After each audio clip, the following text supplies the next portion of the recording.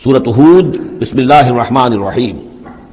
یہ جوڑا ہے، اس جوڑے کا دوسرا فرد سورہ ہود۔ یہاں آپ دیکھیں گے کہ برعکس ترتیب ہو جائے گی،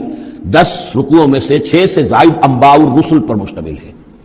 اور جس میں سب سے تفصیلی ذکر جو ہے یہ حضرت نوح علیہ السلام کا ہے،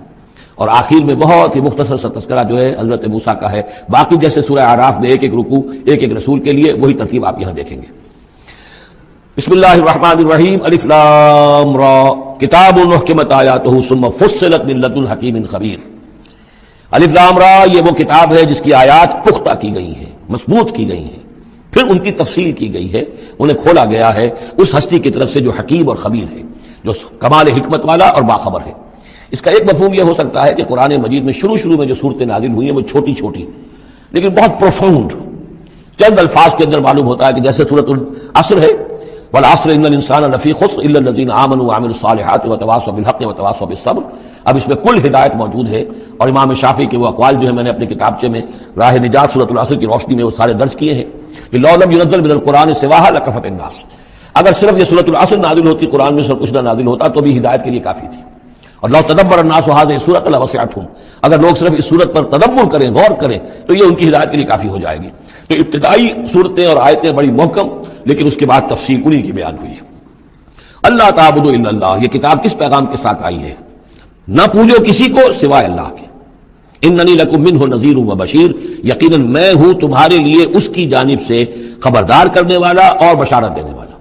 یہ دو الفاظ بار بار آ رہے ہیں، بشیر اور نذیر، نذیر اور بشیر۔ وما نرسل المرسلین الا مبشرین ومنذرین، رسلا مبشرین ومنذرین لئلا یکون للناس علی اللہ حجۃ بعد الرسل وکان اللہ عزیزا حکیما۔ وان استغفروا ربکم، اور یہ کہ اپنے رب سے استغفار کرو، معافی چاہو۔ ثم توبوا الیہ، اور پھر اس کی جناب میں رجوع کرو، اس کی طرف بڑھو۔ یمتعکم متاعا حسنا، وہ تمہیں ساز و سامان دے گا دنیا کی زندگی میں بھی اچھا فائدہ، الی اجل مسمى، ایک وقت معین تک کے لیے، دنیا میں بھی تمہارے لیے حسنا ہوگا۔ ویؤتی کل ذی فضل فضلہ، اور ہر صاحب فضل کو اس کے حصے کا فضل عطا کرے گا۔ یہاں جو ذی فضل سے مراد ہے مستحق فضل، جو بھی فضل کا مستحق ہے اسے اللہ تعالیٰ اس کا فضل عطا کرے گا۔ وَإِن تَوَلَّوْا، اور اگر تم پھر جاؤ گے، فَإِنِّي أَخَافُ عَلَيْكُمْ عَذَابَ يَوْمٍ كَبِيرٍ، تو پھر مجھے اندیشہ ہے کہ تم پر بہت بڑے دن کا ایک عذاب آئے گا۔ اِلَى اللَّهِ مَرْجِعُكُمْ، تمہاری طرف اللہ ہی کی طرف تمہیں لوٹ جانا ہے، وَهُوَ عَلَىٰ كُلِّ شَيْءٍ قَدِيرٌ، اور وہ ہر چیز پر قادر ہے۔ أَلَا إِنَّهُمْ يَثْنُونَ صُدُورَهُمْ لِيَسْتَخْفُوا مِنْهُ، آگاہ ہو جاؤ یہ لوگ اپنے سینوں کو دوہرا کرتے ہیں تاکہ اس سے چھپ سکیں۔ یہ مشکلات القرآن میں سے اس کے بارے میں بہت سے اقوال ہیں۔ ایک رائے جو ہے کہ جو بخاری میں حضرت ابن عباس کا جو قول آیا ہے وہ یہ ہے کہ کچھ اہل ایمان کے اوپر حیا کا اتنا غلبہ تھا، جیسے حضرت عثمان رضی اللہ تعالیٰ عنہ، کہ وہ کبھی غسل بھی کرنا ہوتا تھا، اس وقت بھی عریاں ہونا انہیں پسند نہیں تھا، تو وہ اس طریقے سے جھک جاتے تھے کہ گویا کہ سطر پھر بھی جو ہے وہ چھپا رہے، اور اگر کہیں قضاء حاجت ہے یا کوئی اور، اس وقت بھی وہ پورا سطر کو اہتمام کرتے تھے۔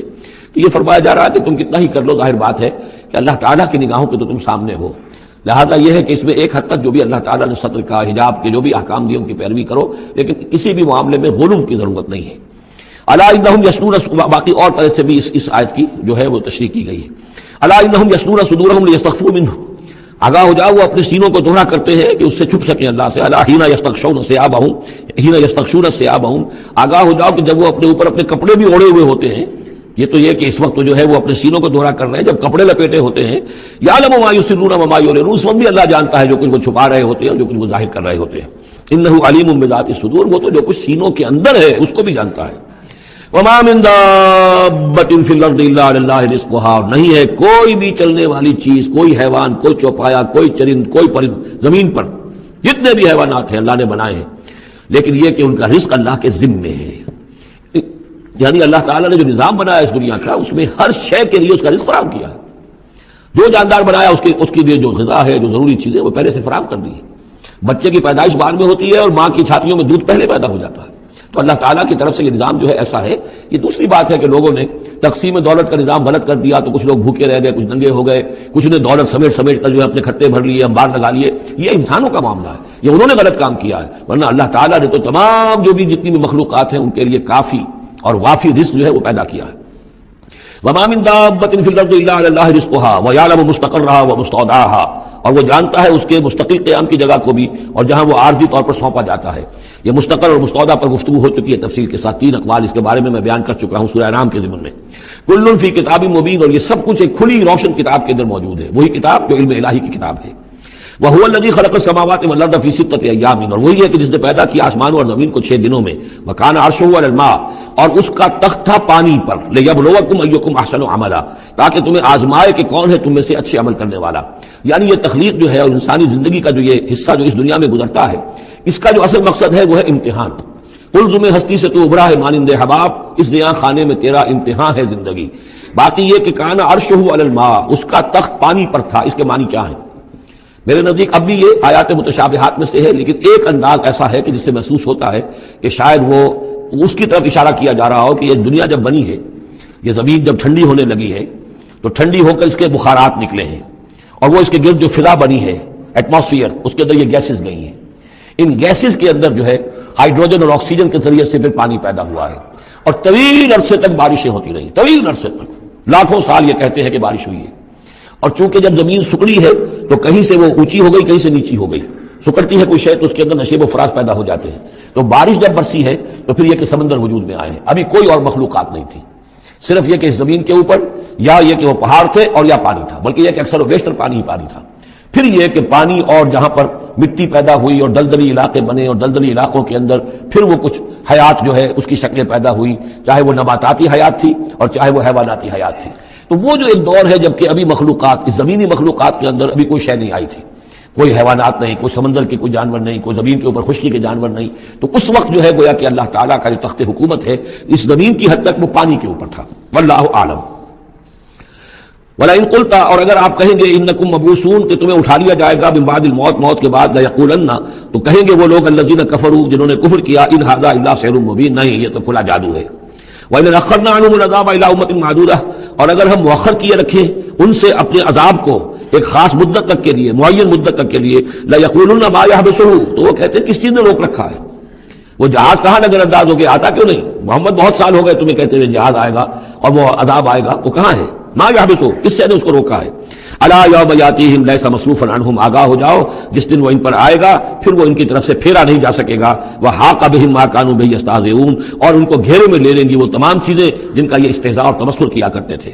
ولئن اذقنا الانسان منا رحمۃ، اور اگر ہم مزہ چکھاتے انسان کو اپنی طرف سے رحمت کا، کوئی خوشی آئی ہے، کوئی دولت ملی ہے، کوئی اور مسرت کی بات ہوئی ہے، ثم نزعنا منہ،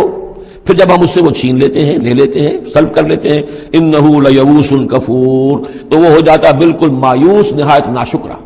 بھول جاتا ہے کبھی اللہ کی نعمت بھی تھی، کبھی اللہ کی نگاہ کرم بھی مجھ پر تھی، ٹھیک ہے آج مجھ پر سختی آ گئی ہے تو سختی نرمی آتی رہتی ہے، اللہ تعالیٰ کی طرف سے ہے، اگر نرمی بھی تھی تو اللہ کی طرف سے، اور سختی بھی آئی ہے تو اللہ کی طرف سے، اس پر شکر چاہیے تھا، اس پر صبر چاہیے، لیکن نہیں،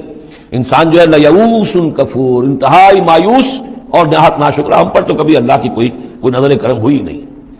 وَلَئِنْ أَذَقْنَاهُ نَعْمَاءَ بَعْدَ ضَرَّاءَ مَسَّتْهُ، اور اگر ہم مزہ چکھائیں اسے نعمتوں کا اس کے بعد کہ کوئی تکلیف اس کو پہنچی ہوئی تھی، لَيَقُولَنَّ ذَهَبَ السَّيِّئَاتُ عَنِّي، تو وہ کہے گا بس جی میرے دل اندر دور ہو گئے ساری برائیاں، اب تو ساری مصیبتیں ختم ہو گئیں۔ إِنَّهُ لَفَرِحٌ فَخُورٌ، اب وہ فرح اور فخور بن جاتا ہے، وہ یعنی اتراتا ہے، فخر کرتا ہے اور کہتا ہے یہ میں نے محنت کی، میں نے کوشش کی، میں نے تدبیر کی، دیکھا میں نے یہ شکل کی تھی جس کی وجہ سے کہ میری کاروبار جو بالکل ختم ہو رہا تھا، ڈوب رہا تھا، وہ ٹھیک ہو گیا۔ یعنی یہ کہ ہر حال میں اللہ سے دور، یہ نہیں جانتا کہ جو بھی معاملہ آیا تھا وہ اللہ کی طرف سے ہے، خیر ہو یا شر ہو اللہ کی طرف سے ہے، اس سے ناواقف۔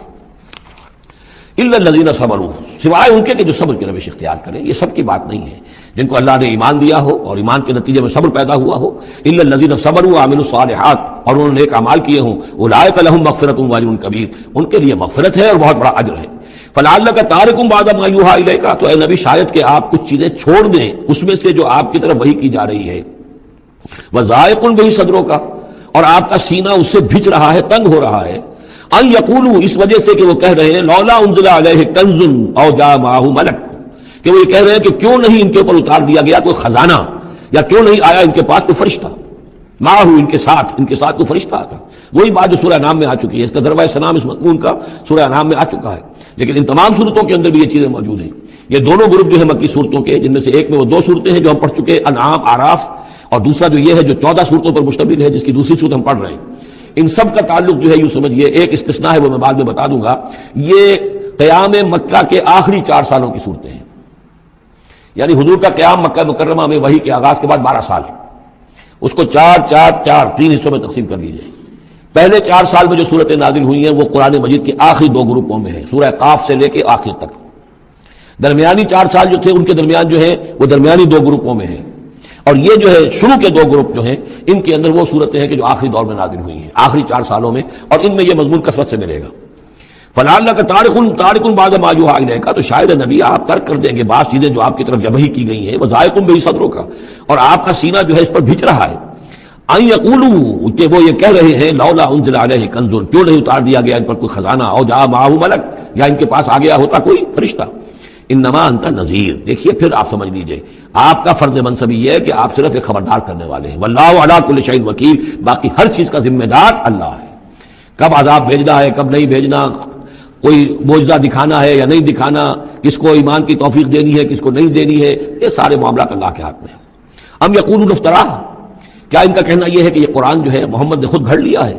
قل فاتوا بعشر سور مثلہ مفتریات، اب یہ ہے وہ چیلنج جو دوسرے نمبر پر دیا گیا۔ پہلا چیلنج تھا کہ تم پورے قرآن جیسی کوئی کتاب بنا کر لاؤ، وہ آگے چل کر آئے گا سورہ بنی اسرائیل میں اور دوسری صورتوں میں، اس سے نیچے اتر کر اچھا 10 صورتیں بنا کے لے آؤ، اس سے نیچے پر سبیل تنزل 1 صورت، اس 1 صورت کی بات سورہ یونس میں بھی آ چکی ہے، سورہ بقرہ میں بھی، یہاں وہ 10 والا معاملہ ہے۔ قل فاتوا بعشر سور مثلہ مفتریات، تو ان سے کہیے کہ اچھا اگر ایسا ہی قرآن گھڑا جا سکتا ہے اور انسان کی قوت اور قدرت میں ہے کہ ایسی کتاب تصنیف کر لے، تو تم 10 صورتیں تم بھی اس کی تصنیف کر کے لے آؤ۔ وَادْعُوا مَنِ اسْتَطَعْتُم مِّن دُونِ اللَّهِ إِن كُنتُمْ صَادِقِينَ، اور جن کو بھی تم بلا سکو اللہ کے سوا بلا لو مدد کے لیے اگر تم سچے ہو۔ فَإِن لَّمْ يَسْتَجِيبُوا لَكُمْ،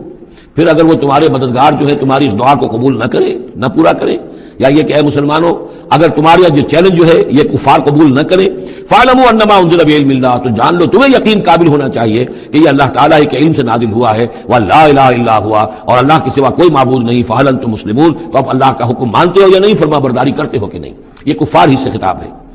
کہ اگر تمہارے وہ جو معبود ہیں تم ان کو پکارو کہ اس جیسی 10 صورتیں ہمیں بھی، آپ بھی کچھ کوشش کریں، ہم بھی کوشش کرتے ہیں مل جل کر، کچھ آپ القاء فرمائیں، الہام فرمائیں، کچھ ہم محنت کرتے ہیں، اور اگر وہ نہ کریں تو پھر جان لو فَاعْلَمُوا أَنَّمَا أُنزِلَ بِعِلْمِ اللَّهِ وَلَا إِلَٰهَ إِلَّا هُوَ فَهَلْ أَنْتُم مُسْلِمُونَ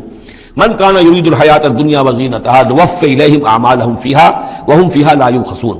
جو لوگ بھی طالب ہوتے ہیں، ارادہ کر لیتے ہیں، طالب ہوتے ہیں دنیا کی زندگی کا اور اس کی زینت کا، زیبائش، آرائش، چمک دمک، ساز و سامان، اسی کے پیچھے پڑے ہوئے ہیں، محنت کر رہے ہیں، بھاگ دوڑ کر رہے ہیں، خون پسینہ ایک کر رہے ہیں، دن رات ایک کر دیا ہے۔ نوفِ الیہم اعمالہم فیہا، ہم اسی دنیا کی زندگی میں ان کے اعمال کا پورا پورا بدلہ دے دیتے ہیں۔ ٹھیک ہے محنت کر رہے ہو بھائی، تمہاری بلڈنگ بھی بڑی اونچی بن گئی ہے اور تمہاری کار بھی بہت اعلیٰ ہے اور تمہارا کاروبار بھی خوب چمک گیا ہے، تم نے چونکہ یہی چاہا، یہی اسی کے لیے محنت کی، اسی کے لیے بھاگ دوڑ کی، تو اللہ تعالیٰ وہم فیہا لا یبخسون، اس میں اللہ تعالیٰ ان کے ساتھ وہ بخل نہیں کرتا اور ان کی جو محنت ہے اس کا جو بدلہ ہے انہیں اس دنیا میں دے دیتا ہے۔ لیکن اولئک الذین لیس لہم فی الآخرۃ الا النار، لیکن پھر یہ وہ لوگ ہیں جن کے لیے آخرت میں کچھ نہیں ہے سوائے آگ کے، ساری محنت بھاگ دوڑ دھوپ یہاں کے لیے تھی، یہاں ہم نے تمہیں دے دیا۔ اولئک الذین لیس لہم فی الآخرۃ الا النار وحبط ما صنعوا فیہا، اور جو کچھ انہوں نے اس دنیا میں کیا ہوگا وہ تو حبط ہو جائے گا، وباطل ما کانوا یعملون، اور جو کوئی جھوٹی سچی نیکی کی ہوگی اپنے دل کو دھوکہ دینے کے لیے وہ بھی بے بنیاد تھی، اس کی کوئی حیثیت نہیں تھی۔ افمن کان علی بینۃ من ربہ، تو بھلا وہ شخص کہ جو اپنے رب کی طرف سے بینہ پر تھا، اور یہاں بینہ سے مراد ہے فطرت سلیمہ، جس کے بارے میں کئی بار بحث کر چکا، فطرت سلیمہ، انسان کے اندر جو روح ربانی پھونکی گئی ہے اس کی وجہ سے وہ جو فطرت ہے اس کے اندر وہ سارے حقائق موجود ہیں، کہ جو حقائق جن کو اجاگر کرنے کے لیے پھر یہ وحی آئی ہے اور اس ڈورمنٹ کانشسنس کو ایکٹیویٹ کرنے کے لیے، تو جس شخص کی وہ فطرت سلیم ہے، قائم ہے، بینہ ہے، روشن ہے، پاک ہے، وَيَتْلُوهُ شَاهِدٌ مِّنْهُ، اور پھر اس کے پیچھے آتا ہے اس کے لیے گواہ، یعنی ایک شخص ہے جس کی فطرت سلیم تھی، حضور صلی اللہ علیہ وسلم ہے، سلیم فطرت، نیک فطرت، عقل سلیم، اور پھر وحی بھی آ گئی، وحی نے گواہی دے دی، گویا کہ 2 چیزیں مل گئی، نور علی نور، یہ تمثیل جو ہے سورہ نور میں جا کر مکمل طور پہ سامنے آئے گی۔ افمن کان علی بینۃ من ربہ ویتلوہ شاہد منہ ومن قبلہ کتاب موسیٰ اماما ورحمہ، اور پھر اس کے علاوہ اس سے پہلے کتاب موسیٰ موجود ہے جو امام بھی تھی، رہنمائی کرنے والی، اور رحمت بھی تھی، یعنی دوسری تصدیق ہو رہی ہے وہ تورات سے ہو رہی ہے۔ تو فطرت محمدی صلی اللہ علیہ وسلم وہ بینہ، وہ روشن خالص، پھر وہی جو آپ پر آ گئی نور علی نور، اور نمبر 3 تورات جو ہے اس کی تصدیق کر رہی ہے، یہ گویا کہ اور اضافی چیز۔ اولئک یؤمنون بہ، یہی لوگ ہیں کہ جو اس پر ایمان لائیں گے، ومن یکفر بہ من الاحزاب، اور جو اس کا انکار کریں گے، کفر کریں گے اس کتاب کا، من الاحزاب، ان تمام گروہوں میں سے، فرقوں میں سے، چاہے وہ مشرکین مکہ ہوں اور چاہے وہ اہل کتاب ہوں، فالنار موعدہ، تو پھر آگ ہی ان کے وعدے کی جگہ ہے۔ فلا تک فی مریۃ منہ، تو اے نبی آپ ان کے بارے میں کسی شک و شبے میں نہ رہیں. انہ الحق من ربک، یقیناً یہ حق ہے آپ کے رب کی طرف سے. ولکن اکثر الناس لا یؤمنون، لیکن اکثر لوگ ایمان لانے والے نہیں ہیں. ومن اظلم ممن افترى على الله كذبا، اور کون زیادہ ظالم ہوگا، اس سے بڑھ کر ظالم ہوگا اس سے کہ جس نے اللہ پر جھوٹ باندھا،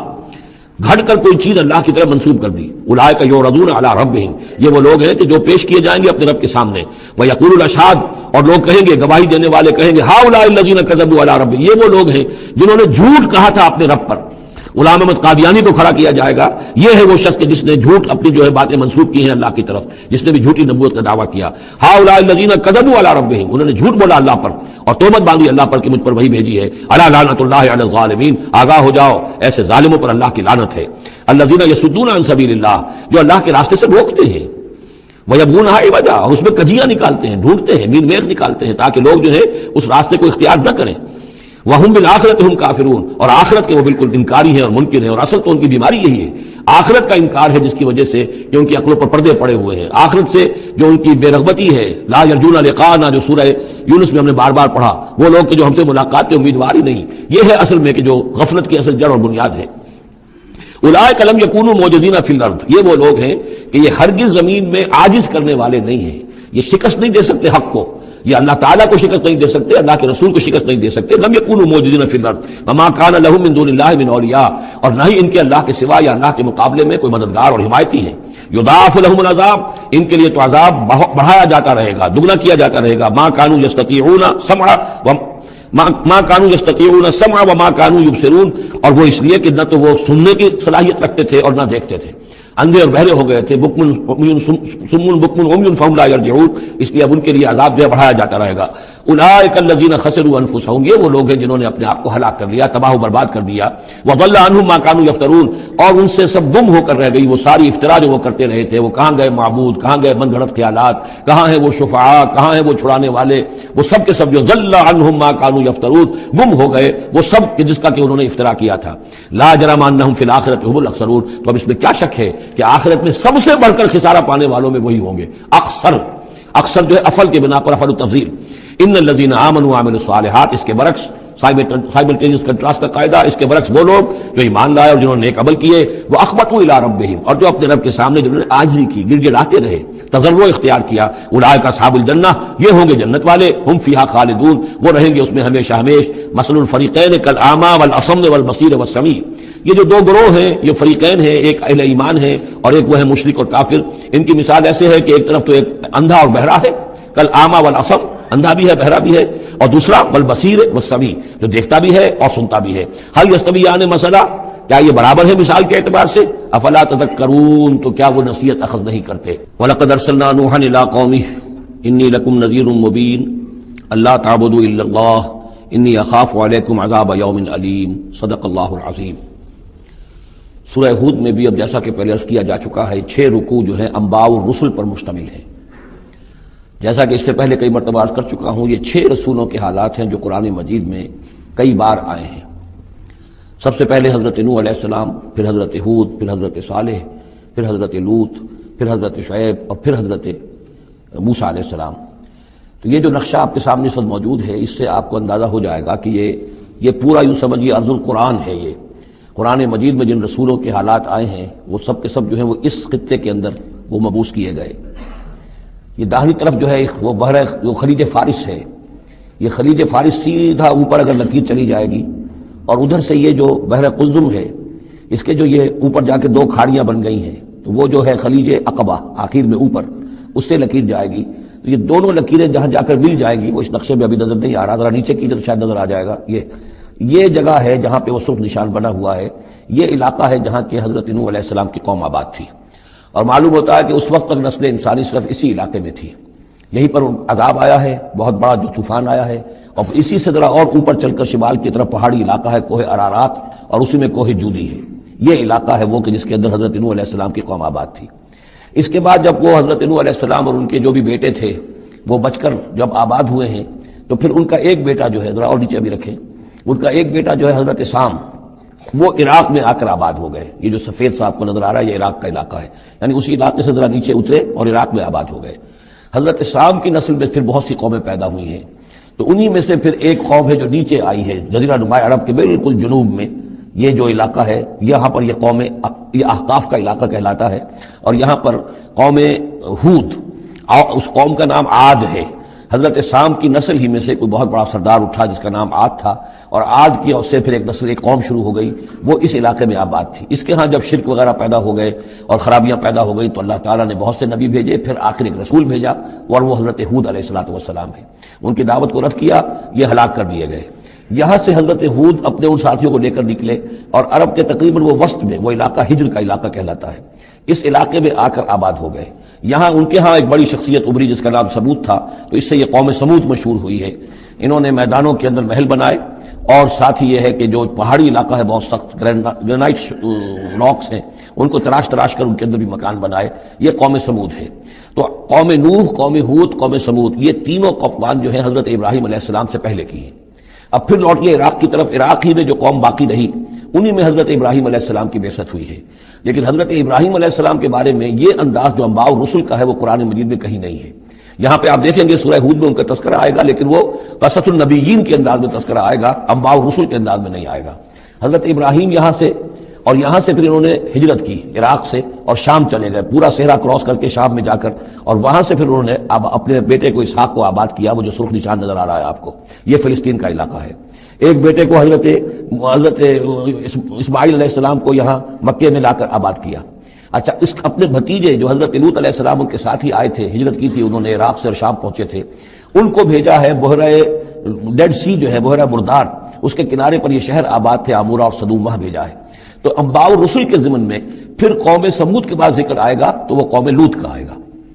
البتہ حضرت ابراہیم علیہ السلام ہی کی ایک تیسری بیوی قطورہ، ان کی اولاد میں سے مدین نام کے بھی ایک تھے، اور ان سے جو قوم چلی قوم مدین، وہ خلیج عقبہ کے داہنی طرف جو ہے مشرق میں، یہ یہاں آباد ہوئے۔ یہ علاقہ ہے ان کا جہاں پہ کہ حضرت شعیب علیہ السلام کو بھیجا گیا، اور خلیج کے قریب لے جائیے، خلیج کے قریب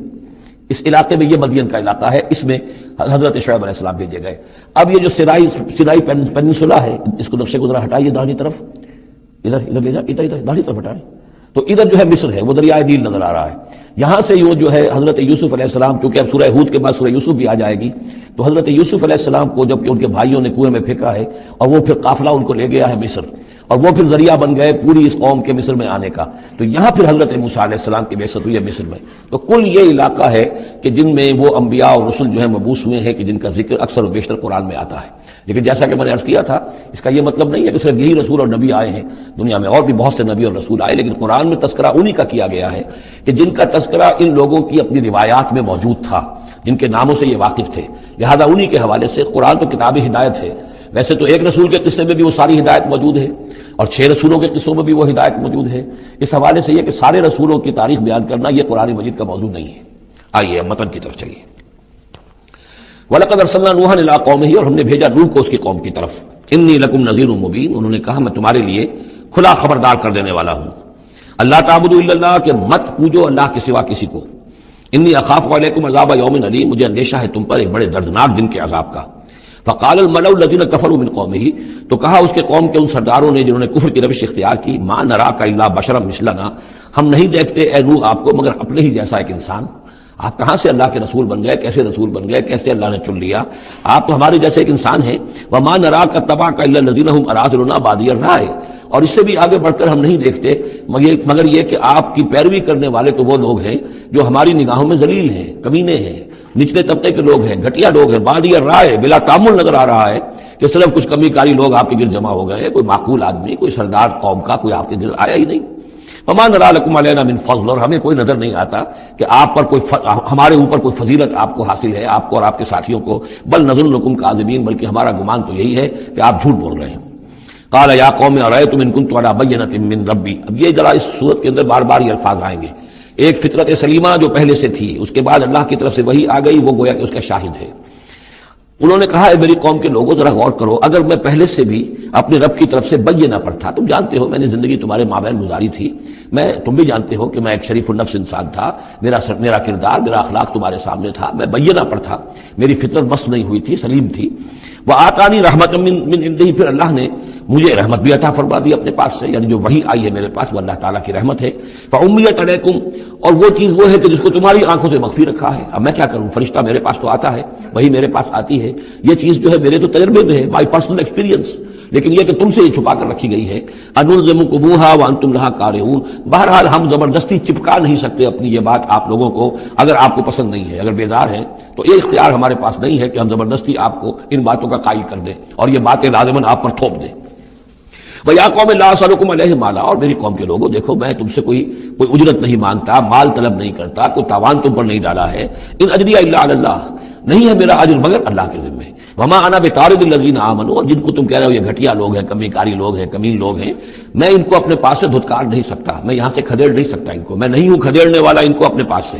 انہم ملاقو ربہم، یہ اپنے رب سے ملاقات کریں گے۔ ولکنی اراکم قوما تجہلون، لیکن میں دیکھتا ہوں کہ تم ضرور جہل میں اور جہالت میں مبتلا ہو گئے ہو۔ ویا قوم من ینصرنی من اللہ ان طردتہم، اور میری قوم کے لوگوں سوچو اگر میں ان اہل ایمان کو اپنے ہاتھ سے ہانک دوں، یہاں سے بھگا دوں، یہاں سے دھتکار دوں، تو کون مدد کرے گا میری اللہ کے مقابلے میں؟ اللہ کے ماننے والے، اللہ کے چاہنے والے، اللہ کا ذکر کرنے والے، اللہ سے دعائیں مانگنے والے، اللہ کے روح انور کے یہ طالب ہیں، اس کی رضا جو ہیں۔ افلا تذکرون، تو کیا تم نصیحت اخذ نہیں کرتے؟ ولا اقول لکم عندی خزائن اللہ، وہی بات جو حضور سے ہم پڑھ چکے ہیں پہلے، اور میں نہیں کہتا تم سے کہ میرے پاس اللہ کے خزانے ہیں، میں نے کب کہا ہے کہ میرا اختیار ہے اللہ کے خزانوں پر؟